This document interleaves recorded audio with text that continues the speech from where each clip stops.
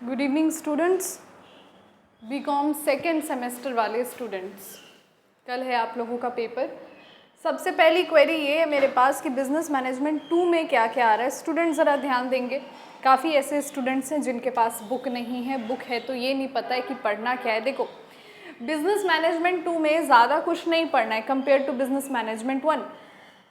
काफ़ी स्टूडेंट्स का कहना है कि मैम स्टाफिंग नहीं आ रहा है, but staffing is a part of the process of management. एक चीज समझो, ऐसे कभी कोई सीढ़ी देखी है क्या? नहीं। जब तक ये पोर्शन नहीं रहेगा तो हम आगे कैसे बढ़ेंगे? तो चाहे एक्सप्रेसली लिखा हो या ना लिखा हो, हम स्टाफिंग को नहीं छोड़ सकते, क्योंकि यूनिवर्सिटी द्वारा प्रिस्क्राइब्ड सिलेबस अभी भी आपके हाथ में नहीं है, just reading it from the book. तो the first thing we'll see is staffing. Staffing में आपने देखना है स्टाफिंग का मीनिंग, स्टाफिंग का प्रोसेस, और इंटरनल स्टाफिंग के कुछ तरीके 2 ही होते हैं, और एक्सटर्नल स्टाफिंग के 5 तरीके। That's it, that's more than enough MCQs और क्वेश्चंस के लिए। फिर हम आएंगे डायरेक्टिंग। ये थोड़ा लंबा रिवीजन होगा जो तुम लोगों ने नोट्स बनाए हैं, क्योंकि डायरेक्टिंग में फिर तुम्हें सुपरविजन, मोटिवेशन और कम्युनिकेशन, लीडरशिप, ये सारी चीज़ें मोटिवेशन में आती हैं, और साथ ही साथ मास्लो की थ्योरी भी पढ़नी है मोटिवेशन में। तो डायरेक्टिंग में ये सारी चीज़ें आती हैं। The third one is controlling. Controlling में ज़्यादा कुछ नहीं, तुम्हें process of controlling, importance of controlling और कंट्रोलिंग मैनेजमेंट का लास्ट स्टेप है तो क्यों है, what is the essence behind controlling. और सबसे अंतिम में एक नया टॉपिक है जो तुम्हें कवर करना है, चेंज। यहाँ पे ऑर्गेनाइजेशन को काफ़ी किताबों में इसे मैनेजमेंट बाय चेंज से नाम दिया है, काफ़ी बुक्स में इसको मैनेजमेंट बाय एक्सेप्शन से नाम दिया है, काफ़ी बुक में इसे रेजिस्टेंस टू चेंज से नाम दिया है। बात वही है कि अगर कोई बदलाव आता है मैनेजमेंट के पुरानी नीतियों में, तो ऐसे केस में मैनेजमेंट किस तरह से अपनी एग्जीक्यूशन को करता है। So with that being said, तुम्हें पता है तुम्हें क्या क्या रिवाइज करना है कल के एग्जाम के लिए। स्टार्ट करते हैं हमारा आज का brainstorming fast track revision. Students, have a look at it. Let's begin with staffing. आप अपने नोट्स अपने सामने रखिए, और ऐसी कोई चीज़ लगती है जो आपको इम्पॉर्टेंट लग रही है, you need to write it down, तो ही आप उसको लिखिएगा, otherwise just focus upon it. सबसे पहली चीज़ बच्चों, स्टाफिंग का मीनिंग क्या होता है? You have to understand this, you have understood this of course. Let's see that again, what does staffing means. या स्टाफिंग मीन्स, सी, मैनेजमेंट का फंक्शन होता है, everyone have a look at it, what is the meaning of staffing. जब management द्वारा किसी, जो आपने notes में लिखा है, filling and keeping filled positions in the organisation structure, it is the process of recruiting, जो आप लोगों को PDF नोट्स कल भेजे गए थे आपके फ़ोन पे ग्रुप में। Staffing is the process of filling the position with the right people at the right position, this is known as staffing. So filling in of positions by whom? By the management. This is what staffing means. Is that okay students? Shall we move forward now? अब मैं बात करती हूँ कि इसमें 2 ही चीज़ आपके लिए बहुत इंपॉर्टेंट है, एक स्टाफिंग का प्रोसेस और स्टाफिंग का तरीका, जो कि होता है 2। Have a look at it. Staffing का process, it's very very important. आपके नोट्स में, जो कल नोट्स आपको ग्रुप में भेजे गए थे कोचिंग के, उसमें देखिए, if you are talking about the process of staffing, right now I am seeing the notes which you people have received yesterday. अच्छा, उस नोट्स को करने से पहले ज़रा आप देखेंगे, उसके ऊपर वाले पेज पे एक लिखा हुआ है, staffing as a part of human resource management. देखो, ये मैं नहीं कह रही कि ये पूछेगा, ये इंपॉर्टेंट है, मगर ये एक बेसिस ड्रॉ कर सकता है अगर तुमको डेफिनेशन लंबी लिखनी है। So you can do this. ज़रा देख लो जल्दी से, इसमें लिखा हुआ है कि स्टाफिंग एक ह्यूमन रिसोर्स मैनेजमेंट का सबसे इम्पॉर्टेंट, सबसे प्राइमरी पार्ट क्यों होता है। इस वजह से होता है because it is very simple. Staffing में आप इंसानों को ही तो रिक्रूट कर रहे हो, तो अगर आप इंसानों को रिक्रूट कर रहे हो and therefore it is directly related with the HR. HR का काम क्या है? एचआर का काम है to employ the human element. और दूसरी बात लिखी है कि देखो एचआर मैनेजमेंट को सबसे इम्पॉर्टेंट काम ये देखना होता है कि कहीं किसी पोजीशन पर जितनी एम्प्लॉयज़ की ज़रूरत है उतने हों, ना उससे कम हो ना उससे ज़्यादा हो। कम होंगे तो कंपनी का लॉस है, ज़्यादा होंगे तो भी तो कंपनी का लॉस ही है। You are paying salary more than what that was needed over there. और तीसरा पॉइंट आपने लिखा है उसमें staffing as a part of HRM में, human resource management involves procuring, have a look at it. 4 आपने लिखा है इसमें। अगर हम एचआरएम की बात करते हैं तो सबसे पहले आपने लिखा है procuring, comma, developing, maintaining and appraisal. Students ये इम्पॉर्टेंट है। अच्छा, क्यों इम्पॉर्टेंट है? क्योंकि कितने फंक्शंस दिख रहे? 4। एमसीक्यू में ये पूछा जा सकता है, ये सबसे इम्पॉर्टेंट है। Staffing is a part of human resource management because human resource के 4 सबसे इम्पॉर्टेंट फंक्शन ही स्टाफिंग को बिलोंग करते हैं। स्टूडेंट्स, प्रोक्योर करना मतलब होता है अक्वायर करना, प्राप्त करना। पूरी आवाम से उस एक इंडिविजुअल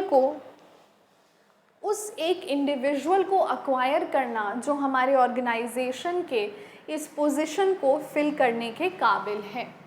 डेवलपिंग, अब उसकी डेवलपमेंट करना। कोई इंडिविजुअल किसी संस्था के साथ तभी जुड़ना चाहेगा अगर वो मेहनती है, अगर वो काम को लेकर पैशनेट है, तो वो तभी जुड़ना चाहेगा जब उसकी वैल्यू एडिशन होगी पर्सनालिटी की। मेंटेनिंग मतलब फर्स्ट आना, टॉप करना बड़ी बात नहीं है, उस पोजीशन पे बने रहना बड़ी बात है। तो आप जिस डिटर्मिनेशन और जिस एफिशिएंसी के साथ काम कर रहे हो, अगर आप उसी एफिशिएंसी के साथ काम करोगे then only you can survive in that organisation. वरना बड़ी बड़ी ऑर्गेनाइजेशंस, अपने ऑफिसेज में हम गूगल की बात करें, हम ट्विटर की बात करें, वहाँ पे इतने लोगों को फायर कर दिया गया। And the last is appraisal. जब एम्प्लॉई ने इतनी दक्षता आपकी ऑर्गेनाइजेशन के प्रति दिखा दी तब आप उसको प्रमोशन देते हैं, अप्रेजल देते हैं। ठीक है, so this is staffing as a part of human resource management. जल्दी से पढ़ते हैं, जो मैंने बोला था it is very important. Staffing का process, have a look at it. Students बोलते रहेंगे आप and I will start writing. What is the step number 1? Estimating man power requirement. Student समझते चलिए क्योंकि हमें आधे घंटे में ये रिवीजन को ख़त्म करना है। मैन पावर रिक्वायरमेंट का मतलब ये है, ये जो पहला स्टेप है स्टाफिंग का, प्रोजेक्ट हमने ले लिया, अब हमें ये समझना है कि इस प्रोजेक्ट में कितना खर्चा बैठेगा।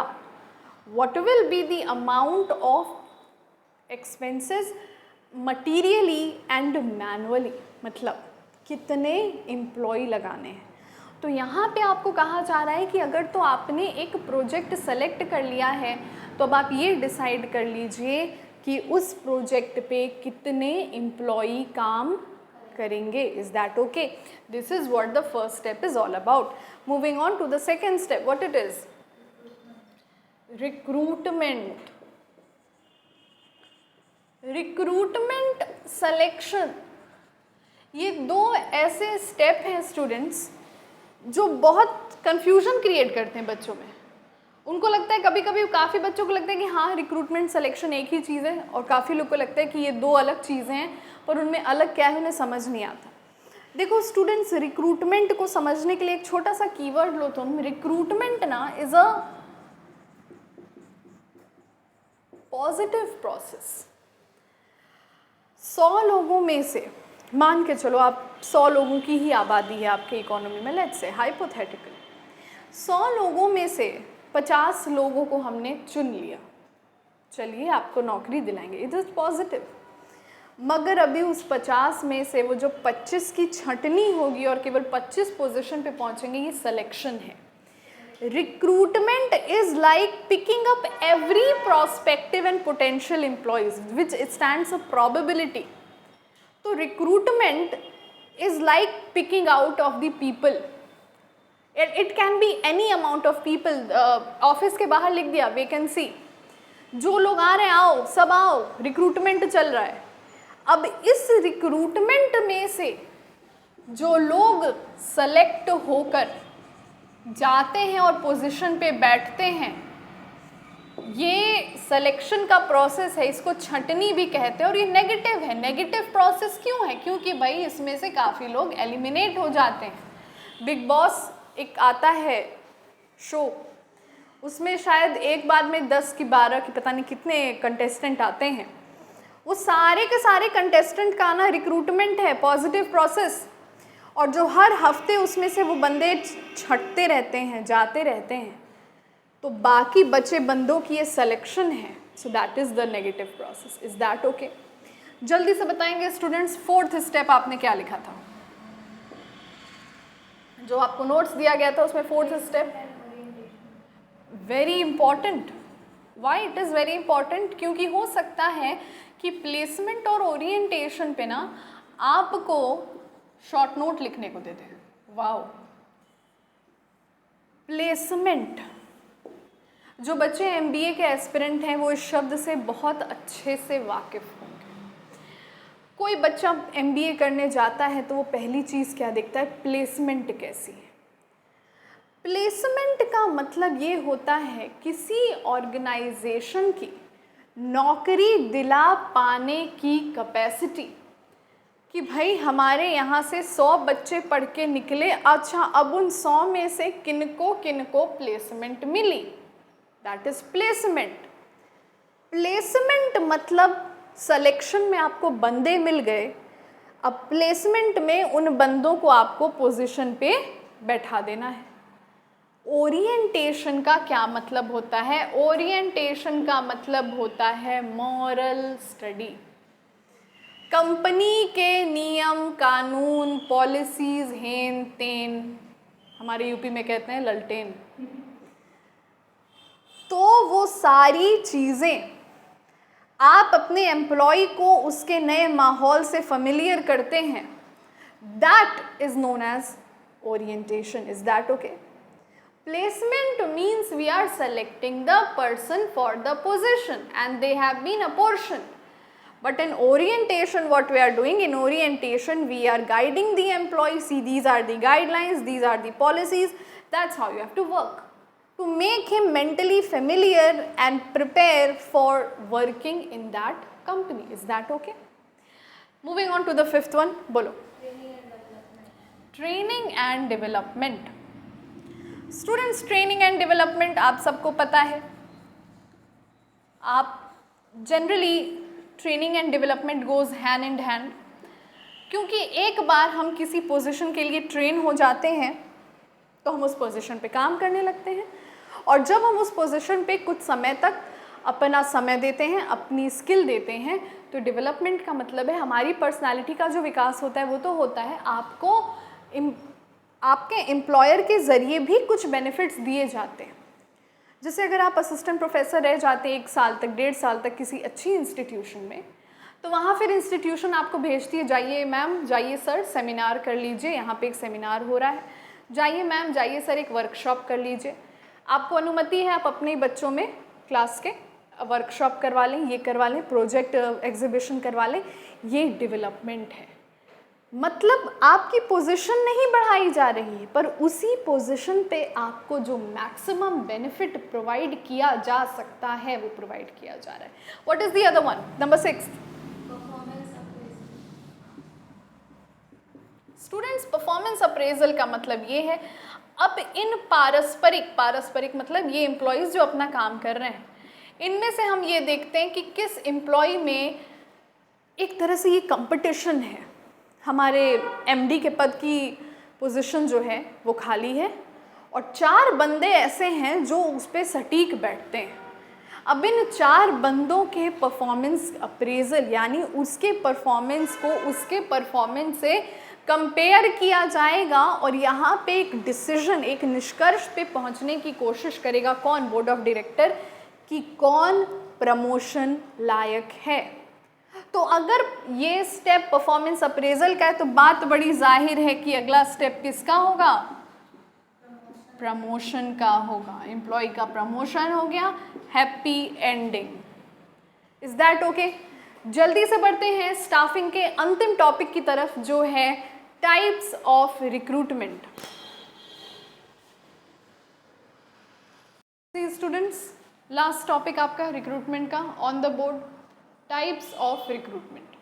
रिक्रूटमेंट के कितने प्रकार होते हैं स्टूडेंट्स? रिक्रूटमेंट के देखे जाएं तो केवल 2 प्रकार होते हैं, इंटरनल और एक्सटर्नल। अब मगर इस इंटरनल और एक्सटर्नल में भी आपको कुछ सब पार्ट्स देखने मिल रहे होंगे। इंटरनल में गिनती के 2 हैं, प्रमोशन, ट्रांसफ़र।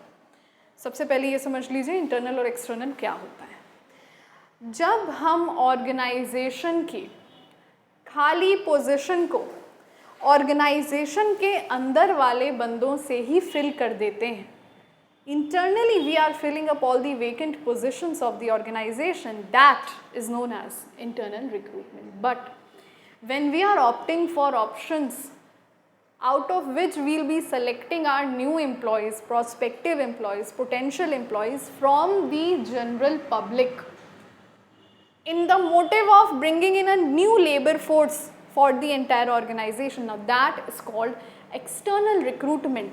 जब बाहर के बंदों को बुला के आप पोजीशन को फिल कर रहे हैं, that is known as external recruitment. Students, external में आप जितने चाहें आपको उतने तरीके मिल जाएंगे और संभावित है कि और तरीके भी नए आएंगे।